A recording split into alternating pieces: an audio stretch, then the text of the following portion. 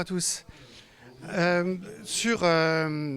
Animateur EIT en Alsace depuis 1 an, j'ai la chance d'avoir sur mon territoire une entreprise qui recycle, qui est capable de réemployer, on va dire plutôt, du polystyrène.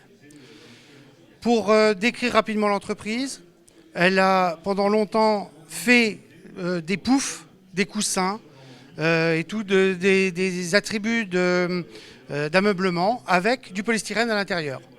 Elle s'est énormément développée et en fait a travaillé avec la Chine. Faisait tout importer de Chine. Et au bout d'un moment, elle a plongé. Elle a plongé, elle a déposé le bilan. Il y en a un qui a dit « moi je veux bien reprendre ». Alors il a repris, mais avec une toute autre philosophie, c'est-à-dire de dire on va faire du Made in France. Et donc il a repris le savoir-faire, principalement des femmes qui savaient coudre. Il a repris du tissu fabriqué en grande partie en France.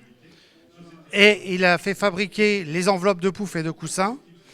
Et il a commencé à remplir avec du polystyrène. Au début, du polystyrène neuf, expansé.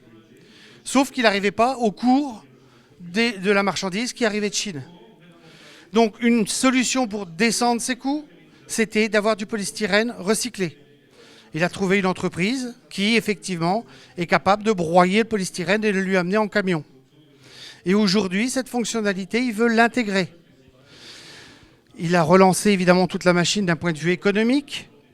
Et il avait 2 grosses commandes de poufs principalement autour avec du polystyrène. Ça s'est un peu bloqué évidemment avec le Covid.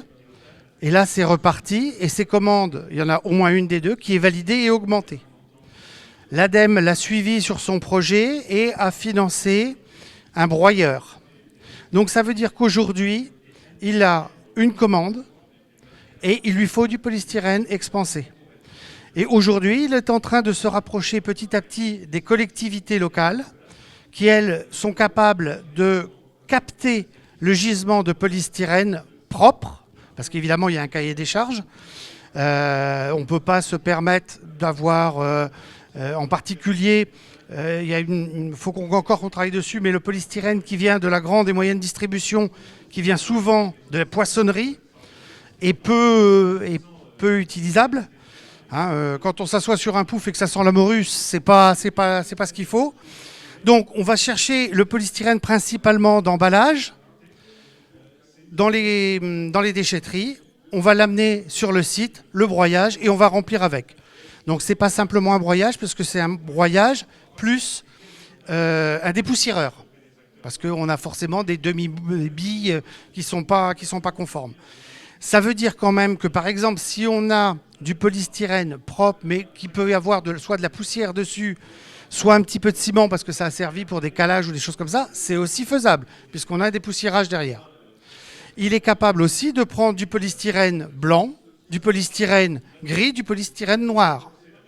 Évidemment, ça dépend de son enveloppe. Donc, il lui faut quand même des flux différents. Si vous avez une enveloppe noire, vous pouvez mettre du noir ou du blanc. Si vous avez une enveloppe en coton blanche, vous n'allez pas mettre du noir dedans. Mais il a la possibilité aujourd'hui de broyer, ou il va l'avoir, de broyer le polystyrène, de le rentrer dans sa marchandise. Et comme on travaille sur du local, il est en train de prendre, et je l'aide à prendre contact avec les collectivités locales pour pouvoir capter ces flux de polystyrène. On est de l'ordre de 100 mètres cubes par semaine. D'accord ? Les difficultés que l'on rencontre, c'est toujours celle du polystyrène, c'est-à-dire qu'il faut qu'on travaille à une échelle extrêmement courte pour des histoires de transport. D'autre part, il y a actuellement sur le polystyrène une prédominance de quelques entreprises qui veulent récupérer ce polystyrène pour en faire complètement autre chose, puisque l'idée pour eux, ce serait de le compresser énormément, de le distiller ensuite pour récupérer le styrène et ensuite refaire la polymérisation pour aller vers du polystyrène. Évidemment, d'un point de vue énergétique, d'un point de vue EIT, on est très très loin de la même pensée. Deuxième chose à laquelle on se heurte sur le terrain, c'est des collectivités qui, bien qu'on ont des déchetteries, bien qu'ils sont capables de capter ce gisement à la base, nous disent « mais oui, mais moi quand j'emmène mon polystyrène à l'incinérateur, je paye à la tonne ». Oh, le polystyrène, c'est rien. Donc moi, ça me coûte rien de le brûler. Donc je vois pas pourquoi je vais mettre mon polystyrène de côté pour aller vers une filière qui est peut-être mieux, mais qui va me coûter plus cher.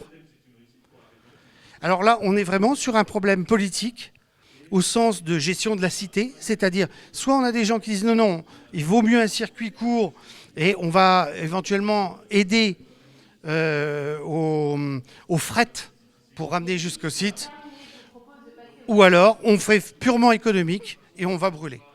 Là, il y a encore des discussions.